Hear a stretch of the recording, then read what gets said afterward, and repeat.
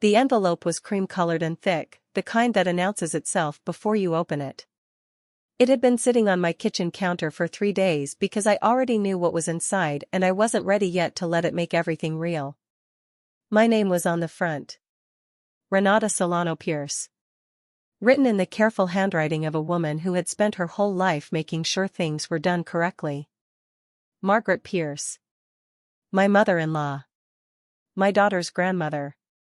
The woman who had watched me raise Isla for 12 years and never once, not for a single moment, treated me as anything other than her granddaughter's mother.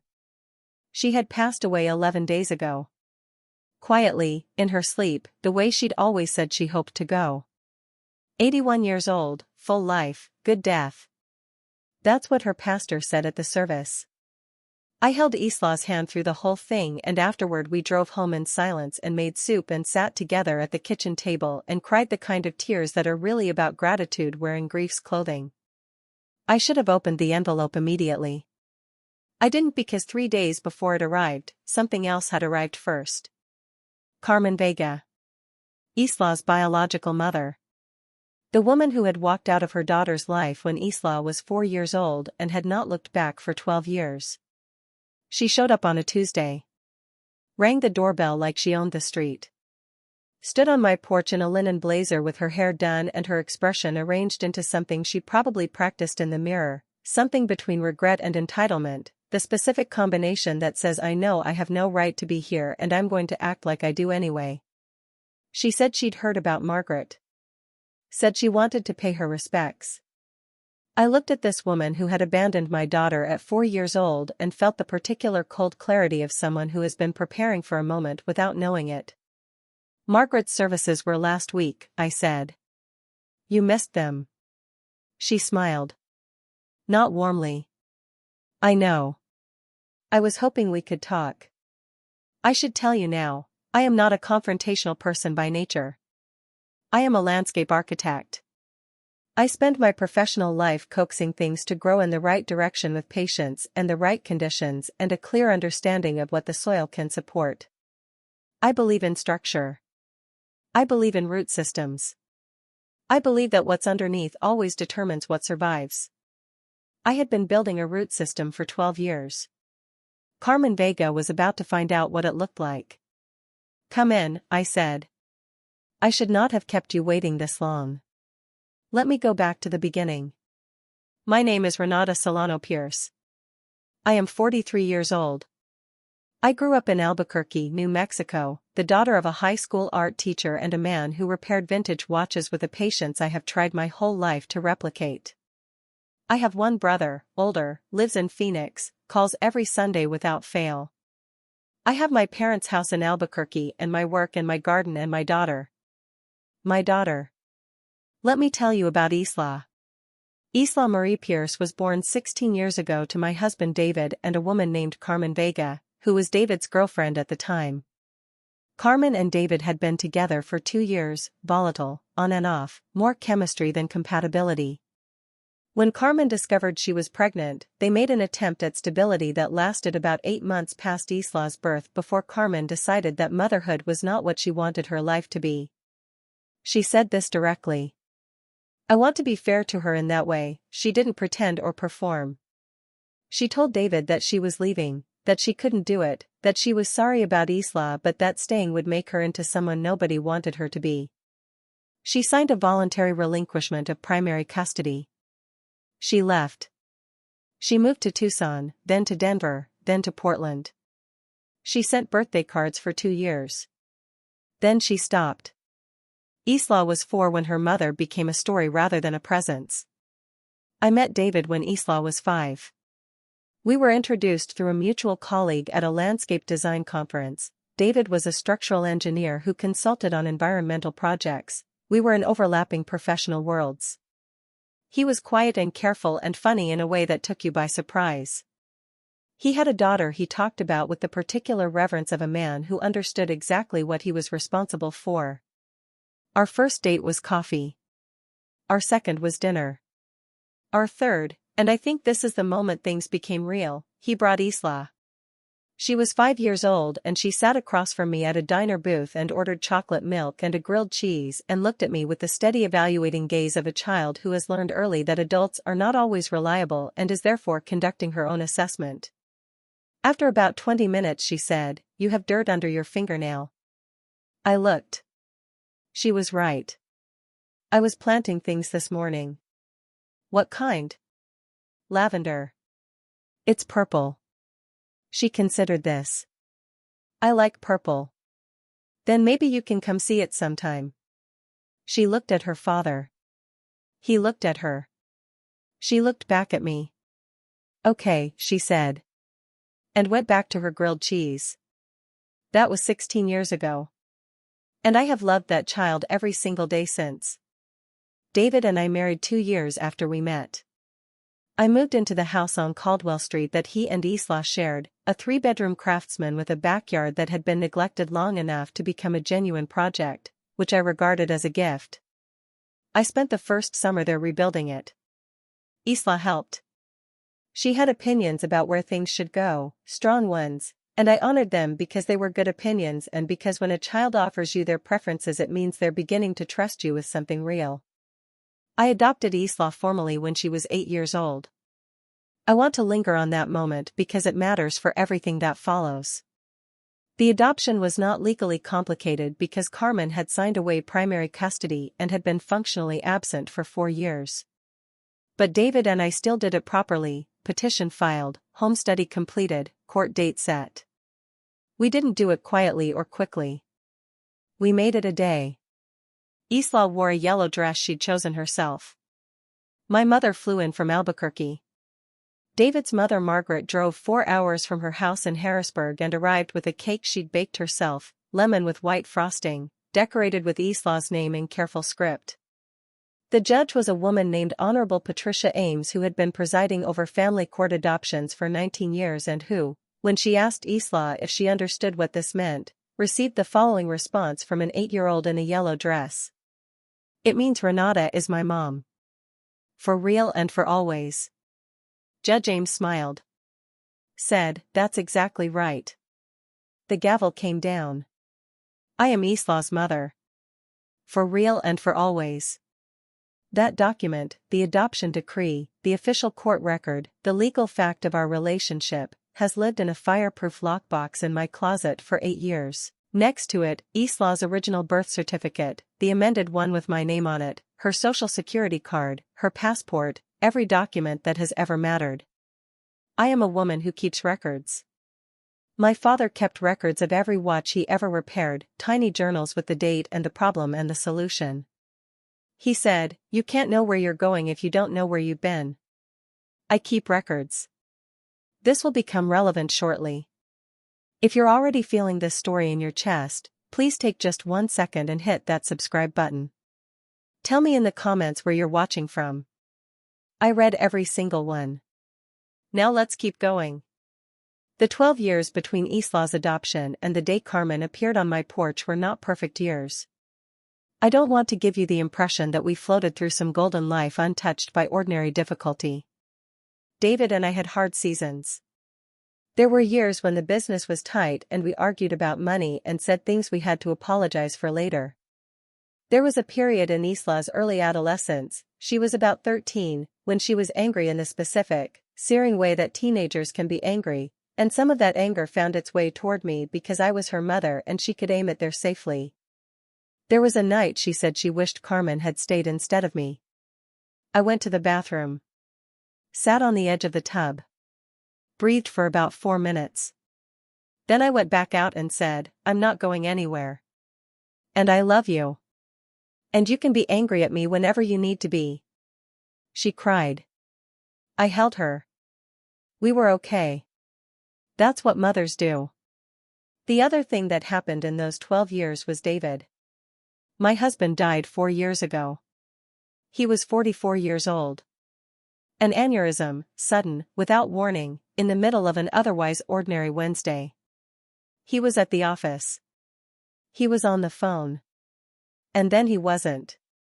I am not going to spend a long time on this part because it belongs to Isla and me privately in a way that most of this story doesn't. I will only say, we survived it. We survived it together, she and I, and what came out the other side of that survival was a mother and daughter who know exactly who they are to each other and who can withstand more weight than either of us knew. Margaret Pierce, David's mother, Isla's grandmother, the woman who had claimed me as her own from the moment she understood I was serious about her granddaughter, was a steady presence through all of it. She drove from Harrisburg monthly. She called every Sunday, the same day my brother did, so I had bookends on my week. She taught Isla to make pierogi from scratch and argued passionately that her method was the definitive one. She called me her daughter. Not her daughter-in-law. Her daughter.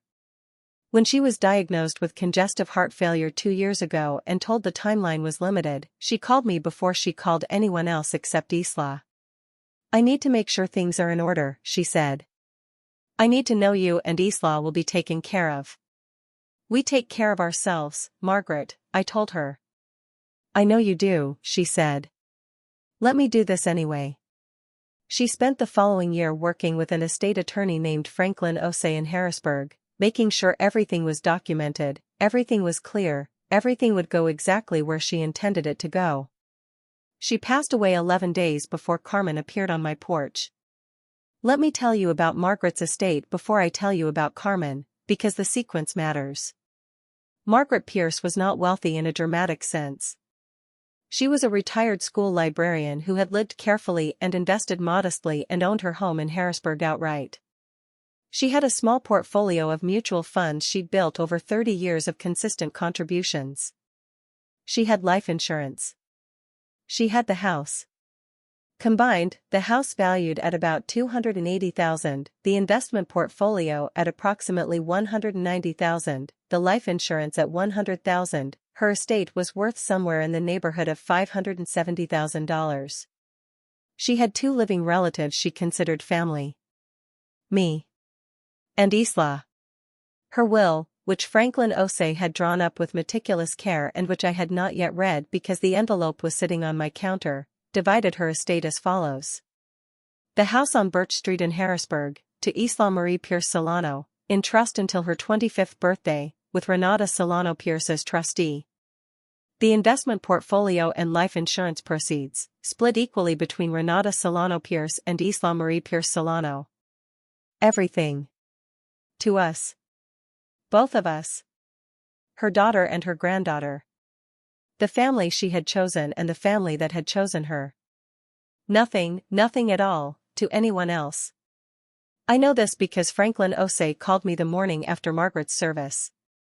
He explained the contents of the will. He told me the envelope contained a copy for my records. He asked if I had any questions. I asked if there could be any challenge to it. He was quiet for a moment. Has there been contact from anyone? He asked. I told him not yet. Let me know if that changes, he said. Immediately. 2 days later, Carmen rang my doorbell.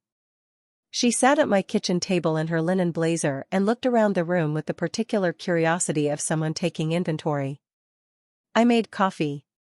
Put a mug in front of her. Sat down across from her.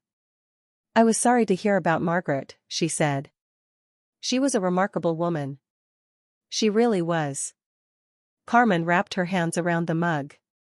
I always liked her. I should have stayed in better touch. I said nothing. I've been thinking a lot, Carmen said. About Isla. About time. About how fast it goes. She looked up at me. She's 16 now. She is. I'd like to have a relationship with her. That's a conversation to have with Isla. Carmen nodded.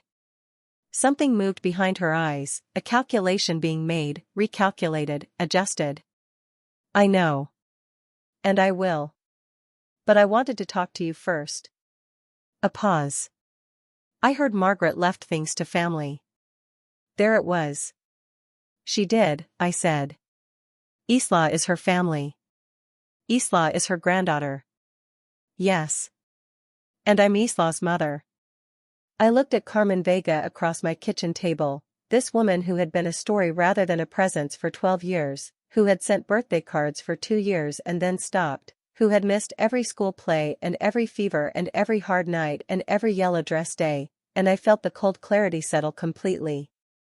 You relinquished custody of Isla when she was 4 years old, I said. I adopted her legally when she was 8. I am her mother. In every document that exists and in every way that matters. You're her adoptive mother. I'm her mother. Carmen's jaw tightened slightly. Biology doesn't determine inheritance, I said. Legal relationship does. Margaret's estate attorney structured everything very specifically. If you have questions about the legal framework, I'd suggest contacting Franklin Osei in Harrisburg. She looked at me for a long moment. I'm not trying to take anything from Isla, she said. I know what you're trying to do, I said. And I need you to understand something clearly.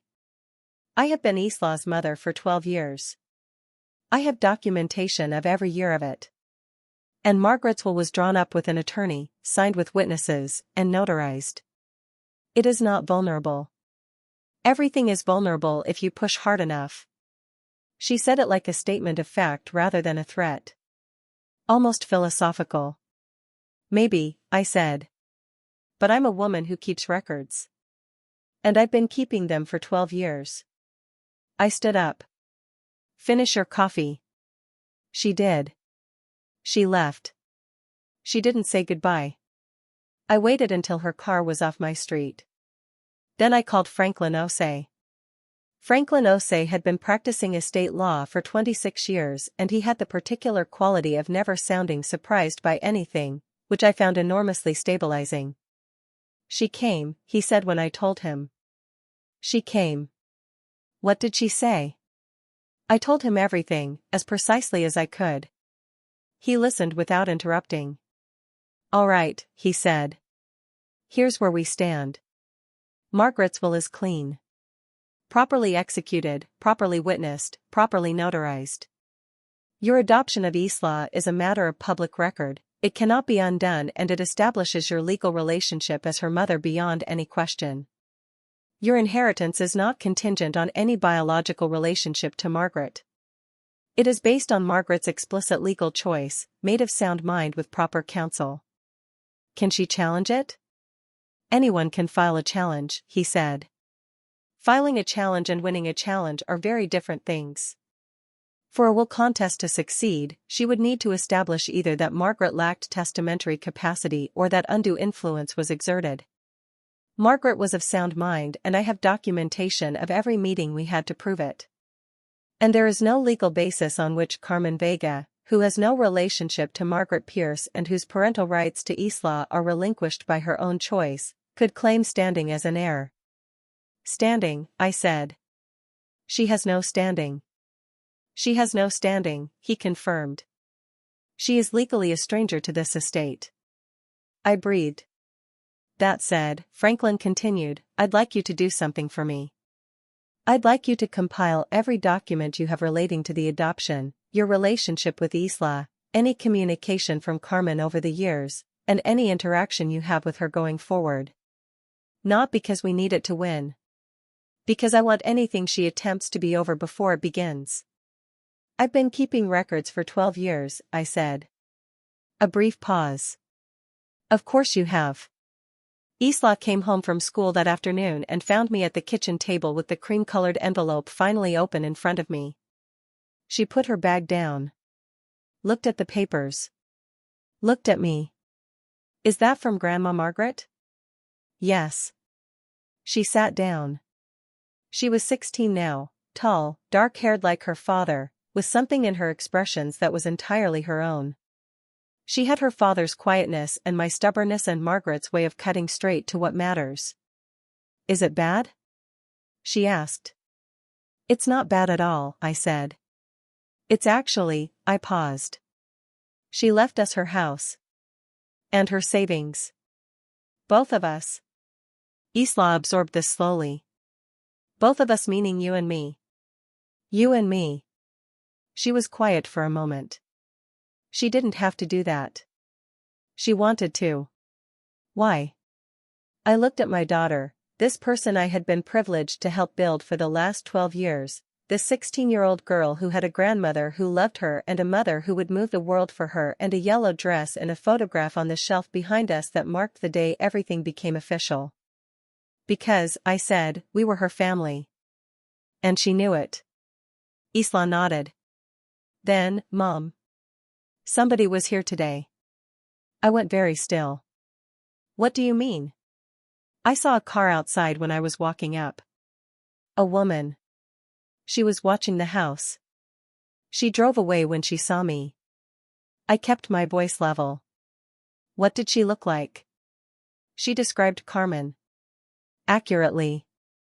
In the specific, observational detail of a teenager who notices things. I set down the papers. Isla. There's something I need to tell you. Here's what I told my daughter, sitting at the kitchen table with Margaret's will between us and the afternoon light going golden through the windows. I told her that Carmen Vega, her biological mother, had appeared. That she had come to the house. That based on the timing and the nature of our conversation, I believed she had come because she knew about Margaret's estate and thought there might be something in it for her. I told her that legally and factually, there was not. That the will was clear. That our family structure was documented and protected and not vulnerable to anything Carmen could do. And then I asked Isla what she wanted to do about Carmen. She was quiet for a long time. Longer than I expected, which meant she was being honest rather than reflexive. Do you think she actually wants to know me? She asked finally. Or just the money? I don't know, I said. I think it might be both. I think people are usually more than one thing at once. What do you think I should do? I think, I said carefully, that's entirely your decision. You're 16. She's your biological mother. Whatever relationship you want to have with her, including none, is your right to choose. And I will support whatever you decide. Even if I want to meet her? Even then. Would it bother you? I looked at my daughter. At this person who had called me her real mom to a judge at 8 years old and had yelled at me at 13 and had held my hand through her father's funeral and had grown into someone I admire as much as I love. Baby, I said. Nothing you do is going to change what we are to each other. That's been true since you were 5 years old and you noticed the dirt under my fingernail. She almost smiled. You remember that? I remember everything. She leaned her head against my shoulder the way she used to do when she was small, that particular weight that means, I trust you. I'm safe. I don't want to meet her, she said. Not yet. Maybe not ever. I don't know. But not now. Okay, I said. If she contacts me directly. She won't. Not without going through me first. How do you know? Because she knows I have a lawyer and documentation and 12 years of patience, I said. And because she's smart enough to know that a direct approach to you gets her nothing and creates a record against her. Isla lifted her head. Looked at me with the specific expression she gets when she's recalibrating her understanding of something. Mom, she said. How long have you been prepared for this? I thought about the lockbox in my closet. The adoption decree. The amended birth certificate. The records I'd kept without quite knowing why, the photographs, the school reports, the medical records, the documentation of 12 years of ordinary extraordinary life. A while, I said. Carmen attempted a will contest 14 days after our kitchen table conversation. I know the precise timing because Franklin Osei called me the morning the filing appeared in the county records and I was eating toast and Isla was getting ready for school in the other room. She filed, he said. On what grounds? Undue influence. A pause that contained a certain amount of professional contempt. She's arguing that you manipulated Margaret into excluding Isla's biological family from the estate. I set down my toast. She has no standing, I said. She has no standing, he agreed. Which I will explain to the court in our response, which I will file within the week. But I want to walk you through what she's actually claiming so you understand the full picture. The full picture was this: Carmen had retained an attorney in Harrisburg, a man named Dale Schott, who Franklin described as persistent but not particularly careful, and together they had constructed an argument that went roughly as follows. Carmen Vega was the biological mother of Isla Pierce Solano. Margaret Pierce was Isla's paternal grandmother. Isla was therefore a natural heir with biological connection to the decedent.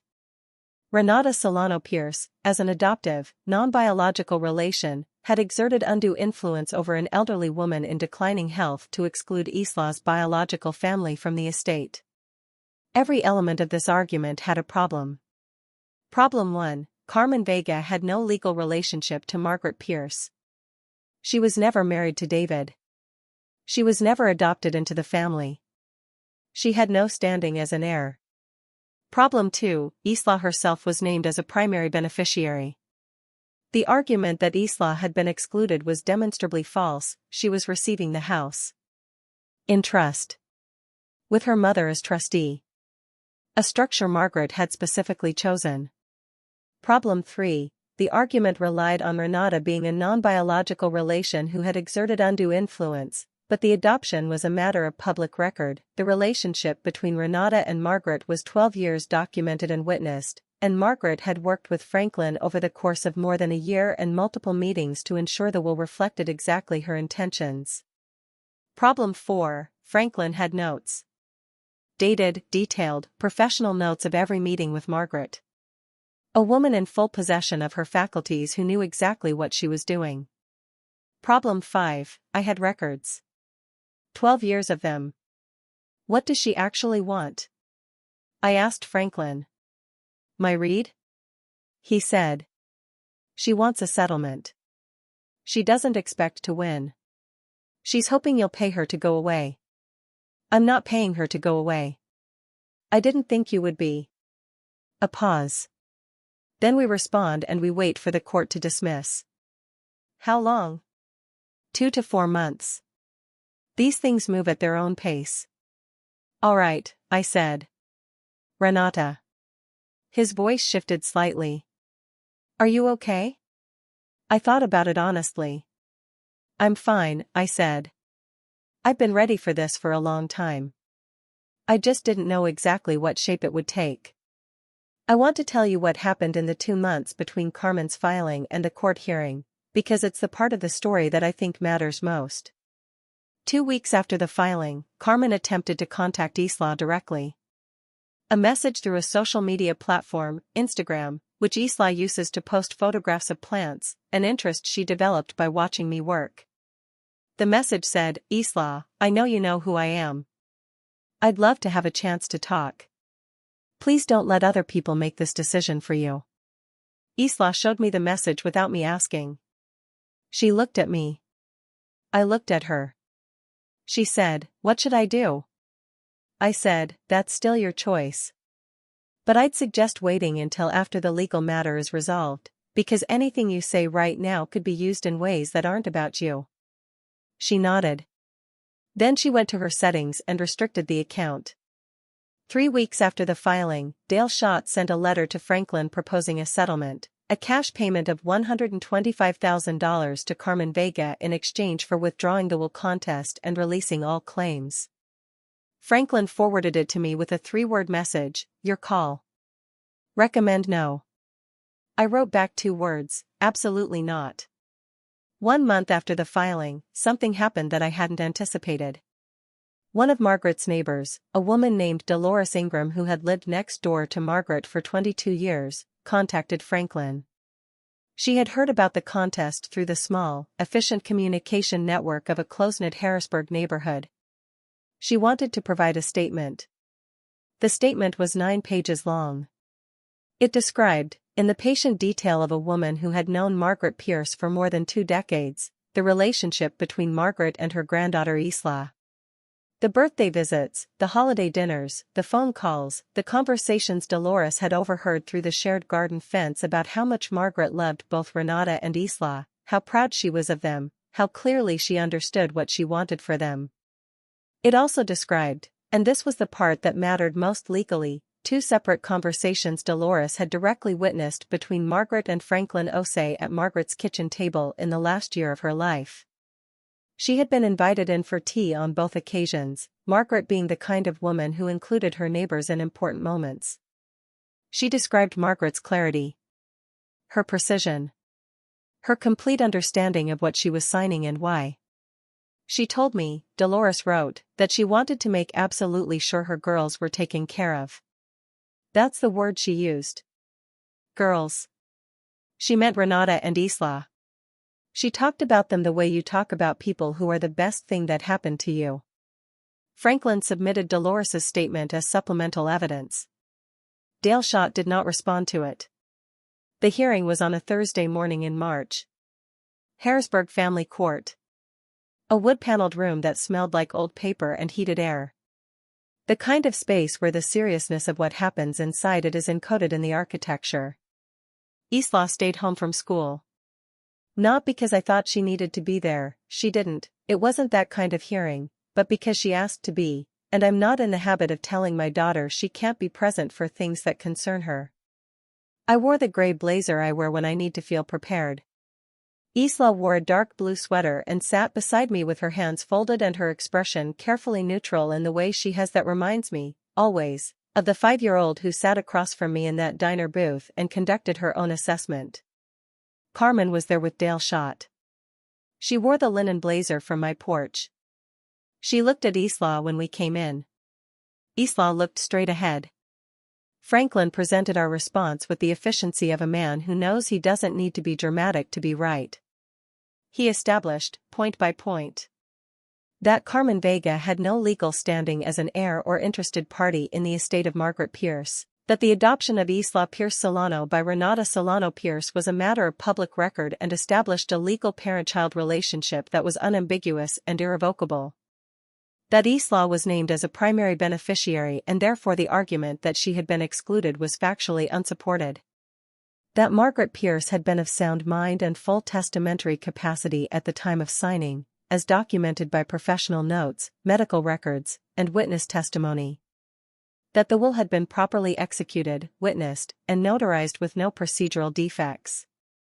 He submitted 12 years of documentation. School records. Medical records.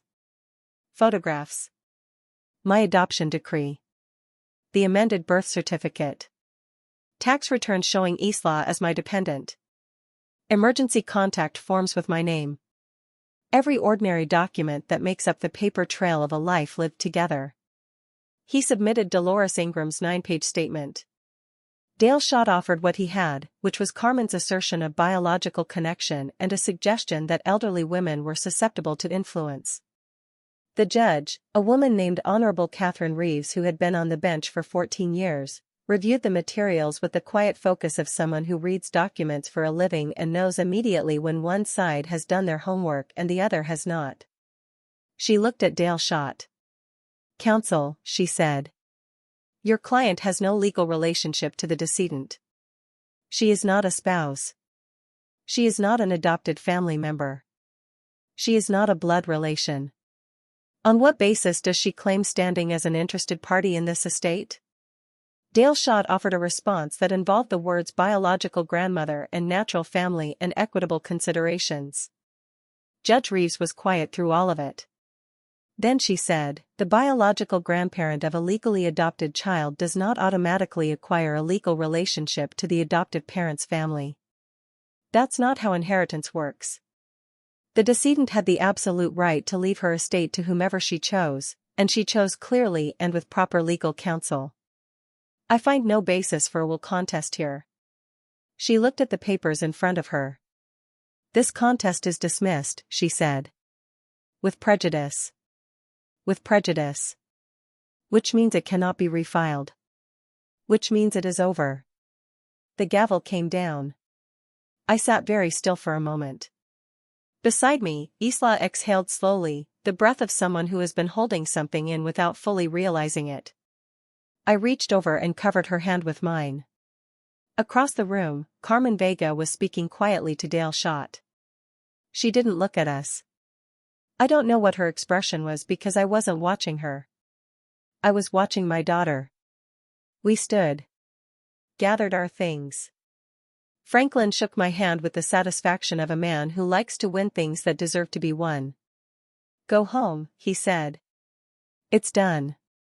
In the parking lot outside the courthouse, Isla and I sat in the car for a moment before I started it.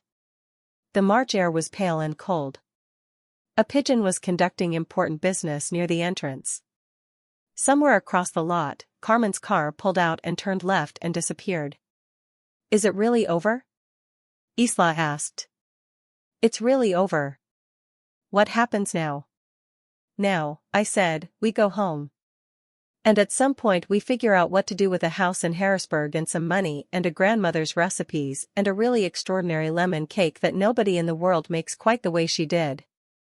Isla smiled. The real one, the one that reaches her eyes. I want to learn to make the cake, she said. Then we'll learn together. I started the car. We spent a Saturday in Harrisburg 2 months later, walking through Margaret's house for the first time since her passing. Not to evaluate or assess or plan, just to be in it. To let it be what it was. The house smelled like her. That specific combination of lemon and old books and the hand lotion she used.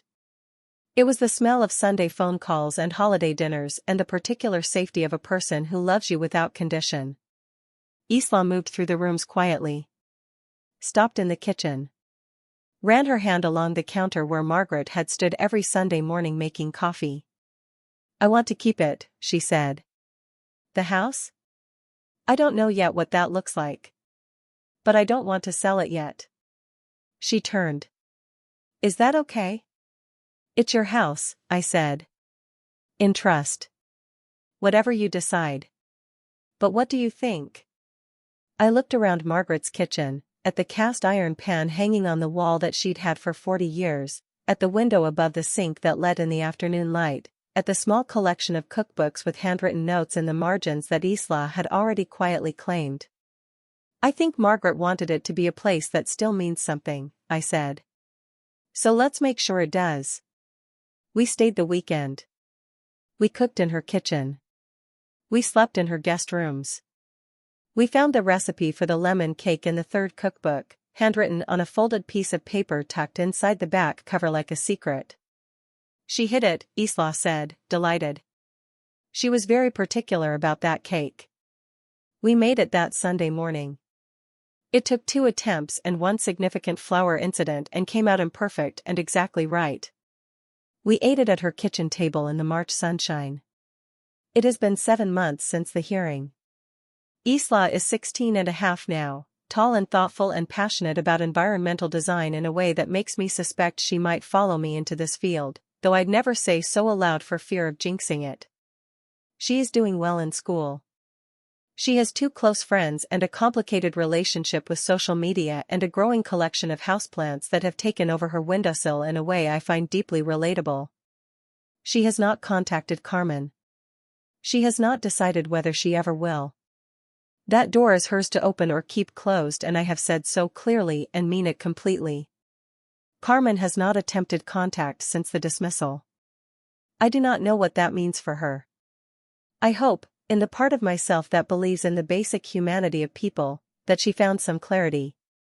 I hope she understood something about what she lost and what she chose and how those 2 things are connected. I cannot control that. I can only control what I build. Margaret's house is still in the family. We visit every couple of months. Isla has started bringing things, a plant here, a photograph there, the slow accumulation of a space being loved back into use. We make the lemon cake when we go. We're getting better at it. The recipe is now also saved in my phone, in an email I sent to myself, and written in my own handwriting in my own kitchen notebook. Documented. Preserved. Protected. My grandmother would understand. My father would understand. And Margaret would have laughed and told me I was being extra and then nodded with the satisfied expression of a woman who knows exactly what she made possible. I was 43 years old when someone tried to take from me and my daughter what we had built together across 12 years. She arrived in a linen blazer with a story about biology and family and what she deserved.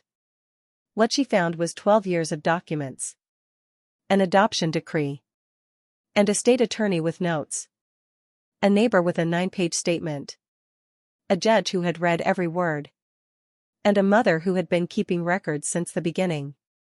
Not because she was afraid. Because she understood that the most powerful thing you can do for the people you love is make sure the truth of your relationship with them is so clearly documented, so completely supported, so thoroughly witnessed by the world that there is nothing left to argue about. For real and for always. That's what it means. Thank you for spending this time with me. If this story reached you, if it felt like something you needed to hear, or something that helped you understand your own life a little differently, then I'm grateful for that. There are more stories waiting on your screen right now. Click one. I'll meet you there.